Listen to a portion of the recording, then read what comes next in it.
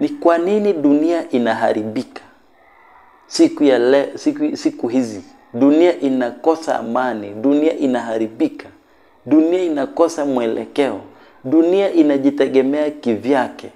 Kila mmoja anavuta upande huu na mwingine upande huu. Yaani mawazo hayako pamoja. Ni kwa sababu hakuna upendo. Upendo unapokukosa, wewe kama rafiki yangu, mwenzangu, jirani yangu, mke wangu ama watoto wangu, tunapokosa upendo, hatuwezi kuelewana. Na shetani anajua hili. Ili awafanye msielewane, msikuwe na akili moja, anatoa upendo ndani yenu, mambo yenu yanasambaratika. Ili umaskini uje kwa familia, lazima kwanza upendo ukose. Hakuna familia inaweza endelea kama kati yao hawapendani. For example, mke na mume hawezi faulu kama hakuna upendo kati yao. Maana upendo ule huleta maelewano, upendo ule huleta majadiliano, upendo ule huwa na reinforcement ya kufanya kitu fulani. So upendo hurahisisha matokeo ya jambo. Watu angalia kama mchwa, wanapojenga kuna ule upendo huwa hizo vitu ziko nazo. Hizo mchwa ukienda pale, kuna vile tukisikia zinapiga, kuna kasauti kao ukistua tu hivi unasikia cha cha cha zinaambiana zinyamaze, kuna adui. Lakini huwa kuna time zinaendelea, zinapiga tena, kuna kasauti zinafanya kakuendelea. So upendo huwa na nguvu fulani katika jamii. Na hiyo ndio shetani hataki. Kitu anachofanya, anaondoa upendo ndani yenu na mambo yenu yanavurugika. Unaanza kuona mwenzako ni mbaya, mwenzako ni adui. Maana shetani anajua kama kungekuwa na upendo, Mungu angepata nafasi kubwa ndani ya mioyo ya watu. Na uangalie kwa nini upendo unasisitizwa. Hata Mungu anasema penda jirani yako. Jinsi unavyojipenda, penda Mungu wako. Yaani kila kitu, hata Mungu mwenyewe anajiita ni upendo. So upendo, kuna nguvu kubwa ndani ya upendo. Hakuna udhaifu unaweza tokea ndani ya upendo. Hakuna. Na hata ukichunguza zile familia zinaishi vizuri, ukiangalia sana huwezi jua madhaifu yao. Yaani pasipo kufanya unawapenda. Pasipo kuingia pale na upendo, huwezi kujua madhaifu yao. Hakuna siku. Maana hao watu wanaenda kwa upendo. Upendo unaficha mambo mengi. Ukisoma Petro wa kwanza 4 mstari wa 8 inasema iweni na juhudi katika kupendana. Maana katika upendano husitiri wingi wa dhambi. Mtu akiwa ana upendo kwa mwenzake hawezi kumtendea dhambi. Ukiwa unapenda mkeo, huwezi kwenda kuwa na mke mwingine. Ukiwa unapenda watoto wako, huwezi enda kukaa kwa familia ya mtu mwingine kutunza watoto wa mwingine. Unaacha wako. Ukiwa unapenda jirani yako, huwezi kumuibia, huwezi chukua mke wake, huwezi kumuua, huwezi kufanya lolote. Maana kuna upendo ndani yako.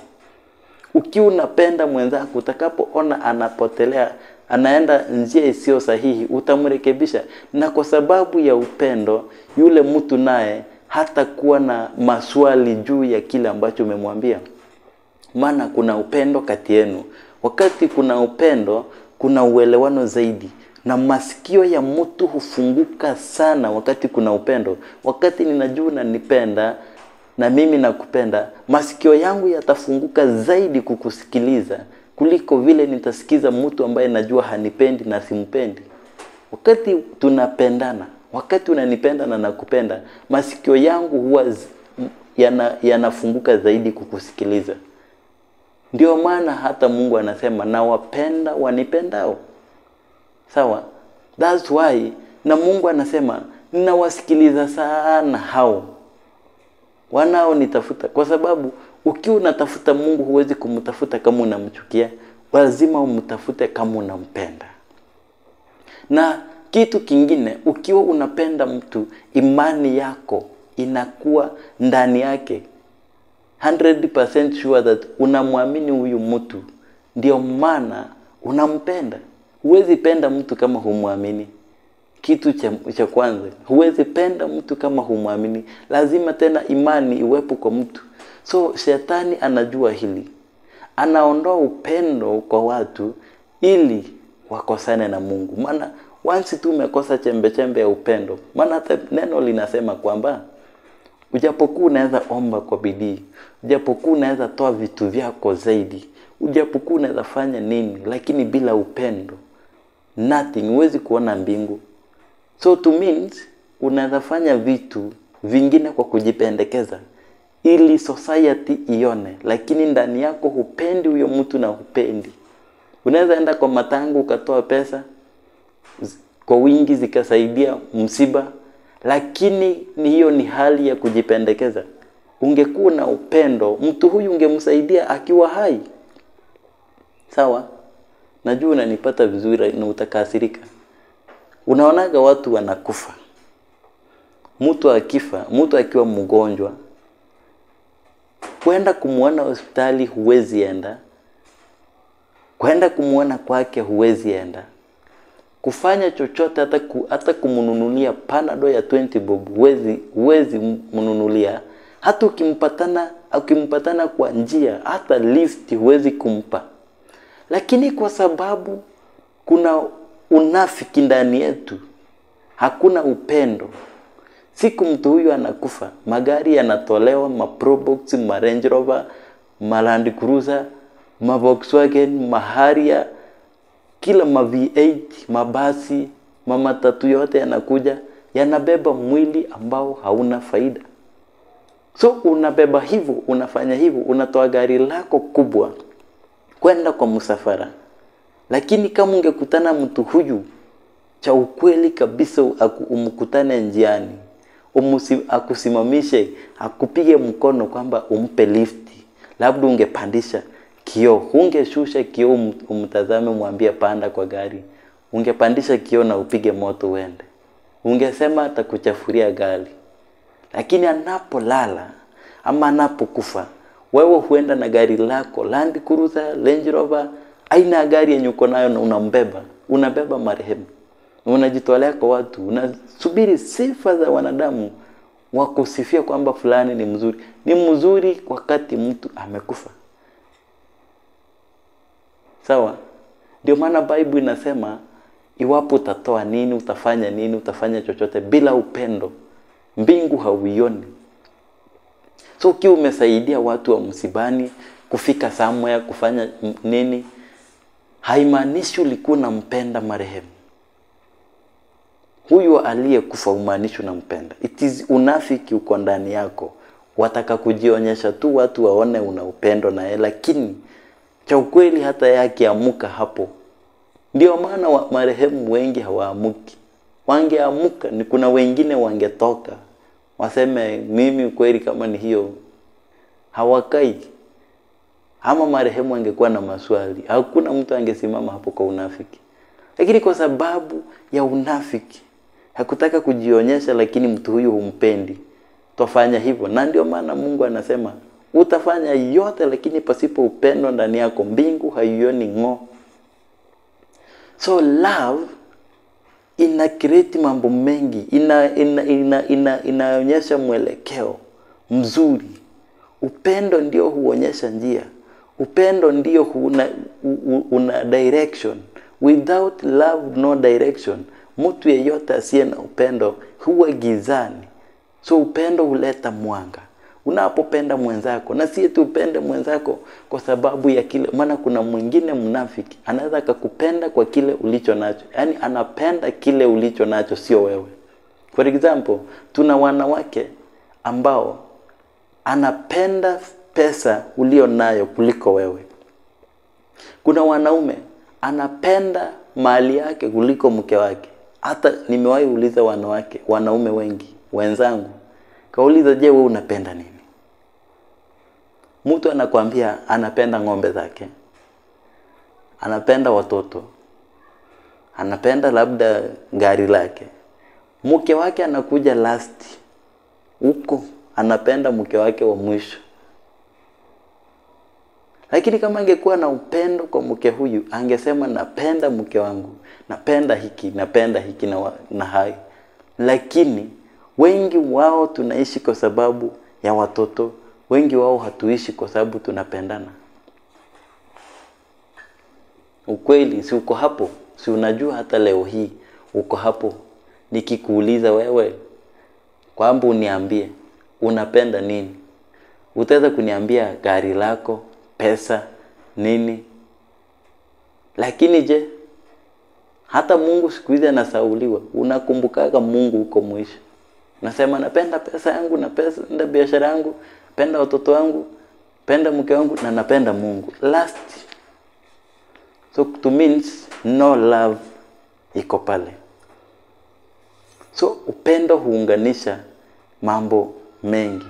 Upendo ndio hufanya mtu akupe vitu kwa moyo wake mmoja.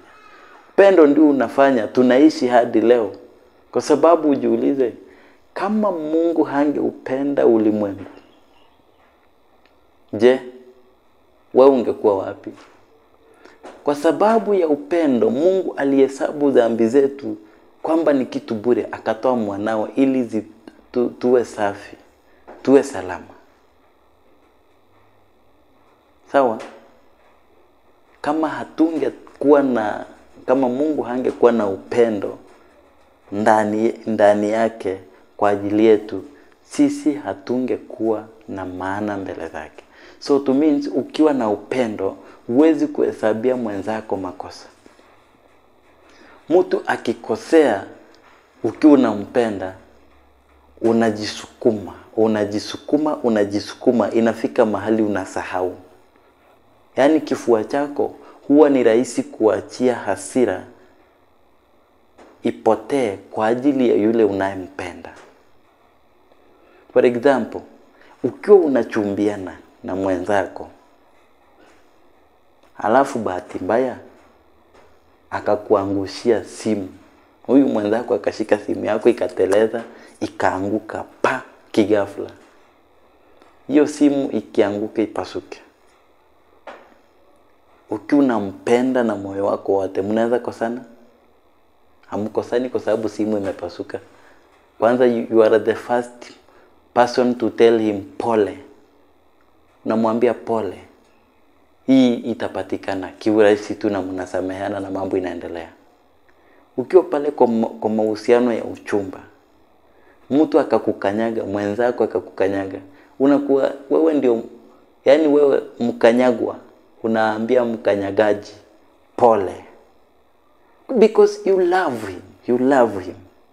So ukiwa unapenda mtu, huwa unaficha ubaya, huwa unaficha udhaifu, huwa unafunika ubaya kwa uzuri.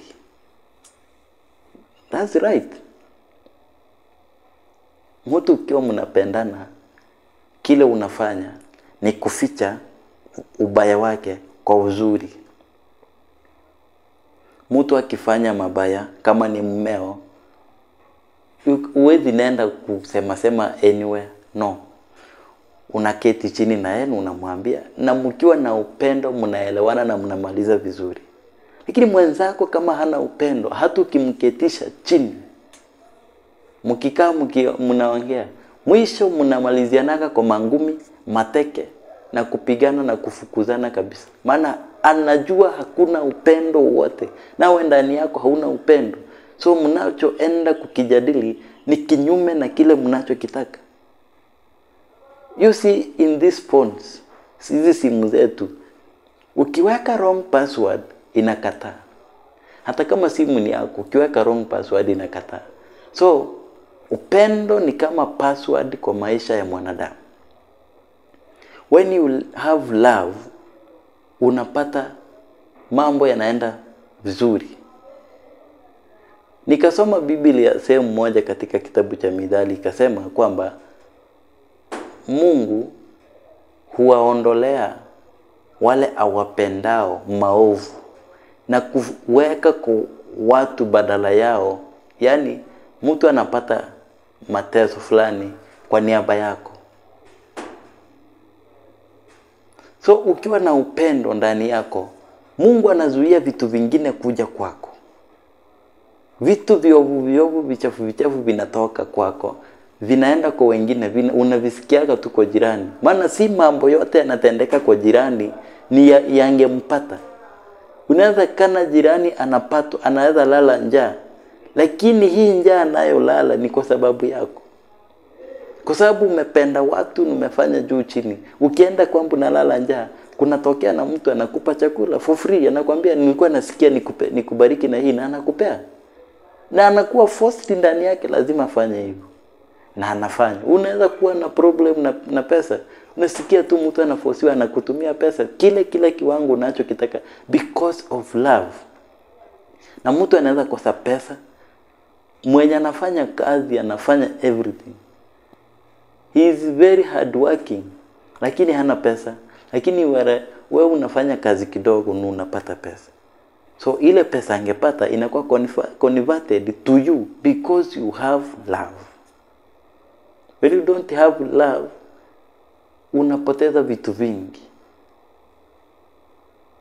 So lazima ujifundishe na uwe na bidii kupenda. Kukuwa na bidii kupenda ni namna gani? Ni kwamba hata ukikosewa utasalimiana. Sawa? Hata nikikukosea utanikutana, utanisalimiana. Utanisalimia. Hata nikikufanyia jambo gumu utanisalimia tu. Na si kwamba una pretend, utanisalimia tu. Hata nikikufanyia nini utanipenda tu. That's about love. Hata nikikufanyia nini hutakiangalia, bado utanipenda tu. Na hiyo ndio shetani hujaribu kukukumbusha. Unapoenda kuelekea kwa yule mtu ambaye alikukosea, hata kama ukiwa mbali ulikuwa umesahau, ukifika tu karibu na yeye, shetani anakukumbusha huyu mtu alikufanyia ABCD. That's why unakumbuka na unamkasirikia, unanuna tu bure. Unajikuta kigafla umechange sura, umevaa sura nyingine na mnapitana kama magari. Hata magari yanapigiana honi na wewe hata honi haupigi. So what do you think? So ukiwa na upendo, hutahesabia mwenzako mabaya. Ukiwa na upendo, hutafanya jambo baya juu ya mwenzako. Na unapopenda, for example, hata mke wako, ukimpenda, hata akifanya kosa gani, hutahesabu hilo kosa. Utaona umuhimu wa yale ambayo amefanya. Utahesabu mazuri. Muda mwingi na siku hizi ninaweza sema 99% haukumbukagi mazuri ya huyo mtu unaishi naye. Upendo, kazi yenye unafanya, unakukumbushaga huyu mtu amefanya mazuri ABCD. Lakini chuki unapokuwa ndani yako, kitu unachofanya ni kuhesabu tu mabaya. Mabaya. Hata inawezekana mtu huyu amefanya vizuri the whole year.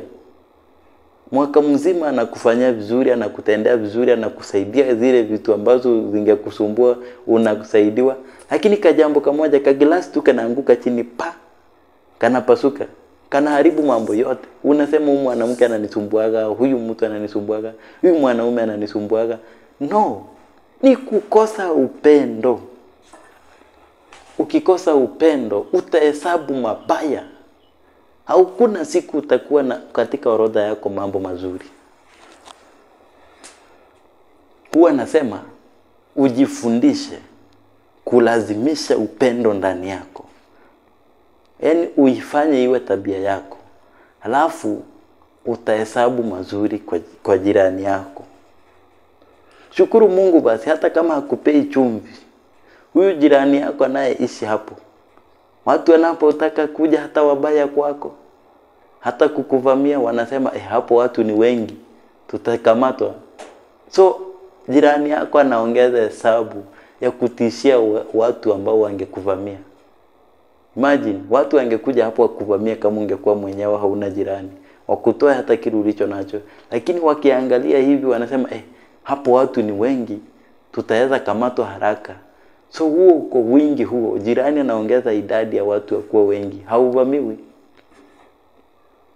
Sasa si huo bado uzuri wake huo?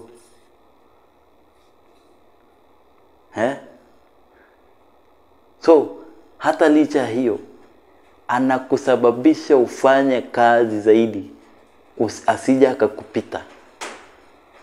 Maana ukikaa nde atafanya bidii akupite. Lakini licha hiyo anakumotivate. Ukiona amefanya kitu na unajipiga konde, unasema nasonga mbele ili na mimi nifanikiwe. Bado hiyo ni uzuri wa jirani. So lazima tuhesabu mazuri ya hawa wenzetu. Hesabu mazuri ya mke wako. Maana hata kama ni mbaya, si anakufuliaga nguo. Hata kama ni mbaya, si anatunzaga watoto wako. Hata kama ni mbaya, si anakupikiaga. Hata kama ni nini. Na si anakufanyaga mambo mengi ambayo hata siwezi taja. Wewe mwenyewe ungeenda ofisini, utoke hapo uje uoshe watoto, uwatayarishe waende shuleni, ujitayarishe uende ofisini, urudi uje uwapikie lunch, urudi uende ufanye nini? Ungeweza? Hata kama basi ananena vibaya, si mambo mengine anafanya vizuri. Na wewe ndio unayemfanya anene vibaya, kwa sababu ungekuwa na upendo ungefunika, ubadilishe lugha ikuwe lugha nyingine tofauti. We need to have love. Kizazi hiki ni kizuri, ni kwa sababu tu kimekosa upendo. Ndio watu wanasema kizazi hiki ni kibaya. Unaweza kukosa upendo hata mwenyewe ukakosa kujipenda. Unakuta umejiachia, maana hata wewe mwenyewe huna upendo kwa watu, lakini uwapo na upendo kwa wenzako, Mungu anajua kukutengeneza ukajipenda na wewe. Maana anasema mpende mwenzako jinsi unavyofanya nini? Jipenda. So unapokosa upendo kwa wenzako, yeye aliye na upendo hawezi kukufanya ukajipenda wewe. Hata utajiachia tu. Utakuta minywele imekaa tu hivyo na uko na vichana ndani, mashini ziko hapo, vinyozi vimepangana, manywele yamekaa tu. Unakuta unaosha macho yanatoa tu vitu. Unakuta unaosha mdomo unanuka tu. Unakuta unapiga nguo pasi inajikunja tu. Inakuwa tu kama yenye hajapigwa. Sababu umekosa upendo ndani yako. Ukikosa upendo ndani yako, hata wewe kujipenda kunaharibika. Hauwezi kosa upendo kwa wenzako na ukawa smart. No. Nati. Watu wenye wana upendo tu kiwakutana barabarani, unajua tu. Haongea asiongea, unajua tu huyu mtu. Upendo ulishakufa ndani yake. Maana na lenyewe haliwezi jua. Hauwezi jua kujipenda hata ukifanya nini. Hauwezi jua. Kama hujui kupenda wenzako, wewe unajuaje kujipenda? Unanunua nguo nzuri ukivaa inakaa shapeless. Patia mwingine ubariki hiyo mtu nguo hiyo, aivae. Inakuwa nzuri mpaka unaitamani. Mpaka unaanza kuitangaza. Unaona ile nguo nzuri yenye anavaa ni yangu, mimi ndio nilimpea. Kwa sababu hauna upendo ndani yako, hata ukishonewa vazi zuri, figa inaharibika. Lakini ukiwa na upendo ndani yako, hata ukivaa nguo ambao watu wanadharau, uko na shape. You look good, you look smart because you have love. Ukiwa na upendo hauzeeki. Kuna mtu anajipaka mafuta lakini funny, anazeeka zaidi, anabadilisha kila aina, ndio anaharibika kabisa. Lakini ukiwa na upendo, jipake hata tip top ng'ombe hiyo, my friend, unang'ara tu, watu wanakuambia you look smart young man.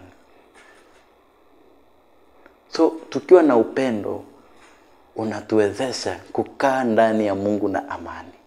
Ndoa zetu zinakuwa na amani. Lakini kwa sababu tu ya kukosa upendo, Shetani alikuja akang'oa upendo ndani yako, akaweka chuki.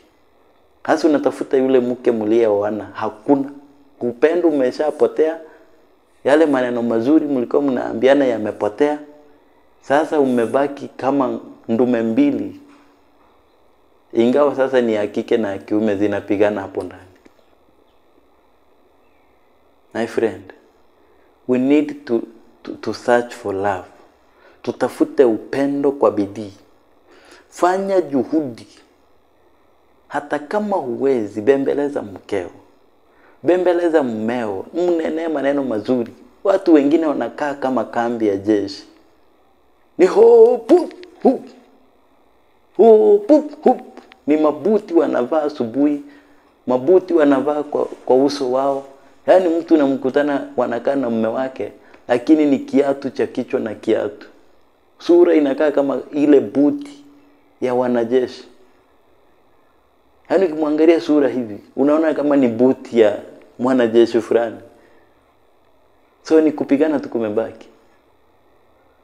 So tutafute upendo kwa bidii. Na upendo sio hivi hivi, ni kutafuta kwa bidii, ni kufanya bidii, kupenda. Maana upendo haupatikani hivi hivi.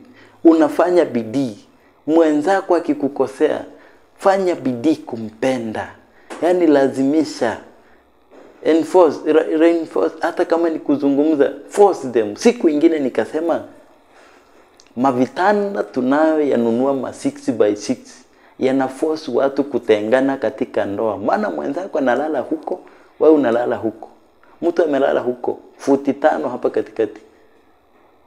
Unapima futi huko na huko. Mtu amelala huko na huko. Katikati yenu kuna futi 4 ambayo hakuna mtu analala. Hao watu wakikosana kurudiani na kuaje?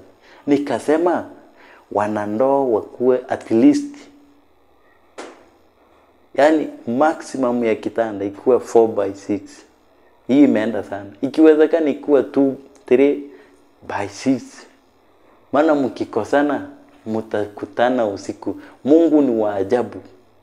Ukiwa umelala hivi anachukua tu mkono wako anawekea mwenzako. Anaamuka, ile hasira inapotea. Anapoona Mungu alishabeba mkono wako kaweka kwake. Anachukua mguu wa mwenzako anaweka. Lakini mtu akiwa 6x6 pande ile na mwingine huko, wanakutana lini?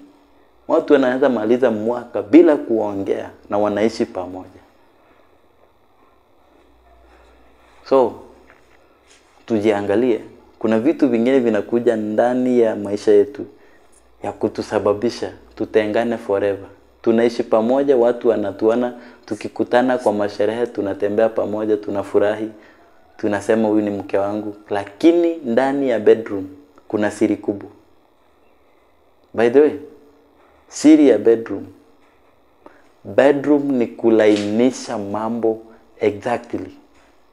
Ni kulainisha mambo ambayo makosa ambayo yamefanyika yanasahaulika.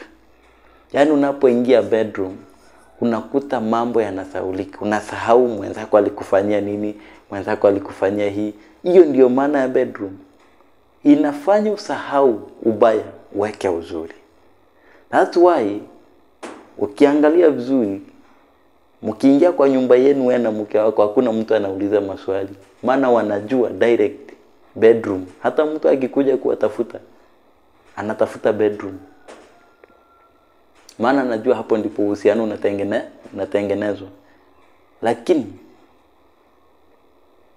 bedroom zimegeuka, imekuwa sehemu ya matengano. So bedroom inakuwa sehemu ya kuunganisha. Kwa sababu ya mmekosa upendo, hamuunganiki. Hata mkilala hapo, mtu amelala huko futi 5 huko, mwingine huko. Hata hapo katikati kuna futi 4, nothing is happening. Kila mtu ako na mablanketi yake, nothing is happening. Lakini mngelala ile kitanda kadogo, uhusiano unarudi mapema sana. Unayejua utasema tick, usiyejua utasema no. Lakini haujui na unajua tu, nasema ukweli. So iweni na upendo. Jaribu sana kutafuta upendo. Hata mwenzako akikukosea, jaribu sana liwe liwalo, uweke upendo, utafute upendo, uhusiano na mwenzako. Maana ukikaa mwenzako anaweza nena akateleza ulimi akanena vibaya, mwambie pole. Ama kuna hasira, si utafute muda, hata baada ya dakika nusu saa hivi, si utafute muda umuite njoo muongee. Lakini kuna mwingine hata kuita mwenzake waongee, inaona ni aibu, ni vibaya. Mkiwa mmekosana ni wakati huu, kwani vyombo si hugongana kwa kabati kisha zinapangwa hapo hapo pamoja na zinatulia na zinaendelea na maisha. Kwani nyinyi ni akina nani? Hata magilasi yanawazidi akili. Lazima tuwe na akili na tuamuke. Tutafute upendo. Jinsi tunapotafuta pesa, tutafute na upendo. Tusije tukaenda kuomba Mungu. Unaenda kanisani unafurahi. Kifika masaa ya kwenda nyumbani unakuta mtu ana change. Mtu hakuwa na stress kwa ibada, alikuwa na amani, alikuwa na shangilia sana. Sasa tuinue mikono tuombe tuende nyumbani. Mtu ana change kighafla. Anashtuka, naenda wapi? Naenda kutafuta tena nini? Maana najua sehemu anakorudi hakuna chochote, hakuna upendo, hakuna uhusiano. So anajua tena ni vita. So tujaribu kutafuta upendo kwa ndoa zetu zaidi. Jaribu. Hata mwenzako akikukosea, fanya bidii. Hata mwenzako akikukosea, fanya bidii. Rudisha uhusiano haraka. Rudisha uhusiano haraka. Jifanya hata kama unamuuliza swali. Ama jifanya hata unamwambia kitu kizuri. Tena na hili unachana nayo, unamuita hata kwa simu yako. Mwenzako unaweza kumwambia kuja ona. Anakuja sadira naona unamuonyesha kapicha kazuri, anacheka. Uko na TikTok kwa simu yako. Hiyo TikTok unatumianga tu kuangalia vitu za ujinga. Unaweza nunua bundle za shilingi 10, ukaenda hapo, ukadownload kakilipu kazuri. Saa zile mmekasirikiana hapo, unamwepelekea, ukimpelekea kiweka hivi anacheka. Mnakumbatiana. Maisha inasonga mbele. Hiyo ndio upendo. Unatafuta means yoyote ya kuweka upendo, mambo yawe sawa. Sawa. Watu wa Mungu nikusihi uwe na upendo siku zote. Jaribu zaidi. Ukikosewa salimiana tu. Hesabu mazuri ya huyo mtu. Acha kuhesabu mabaya. Hata ukibeba Bible 10. Hata ukiweka memory verses zote hapa. Ikiwa unakosa upendo ndani yako, ikiwa unakosa kujifundisha juu ya kupenda, wewe ni useless. Wewe ni bure kabisa mbele za Mungu. Sababu ni injili gani utahubiri bila upendo? Injili gani utahubiri bila upendo? Ni maombi gani utaomba bila upendo? Ni kazi gani ya Mungu utafanya bila upendo? So tusijidanganya. Anything you do, have love. Jiulize kwanza, ninapenda watu hawa. Huwezi kusabu watu na ukiwa hauna upendo. Sawa? Mungu awabariki na awatie nguvu. Na ujue, the key of success is love. When you have love, you will live successful life. But the destruction of life is to lack love. When you have love, you have succeed in your life. Asante. Kizungu changu ni broken but kinaeleweka. Na usicheke. Nakupenda zaidi. I love you so much. Tukutane tena katika session nyingine. Mungu awabariki zaidi. Bye.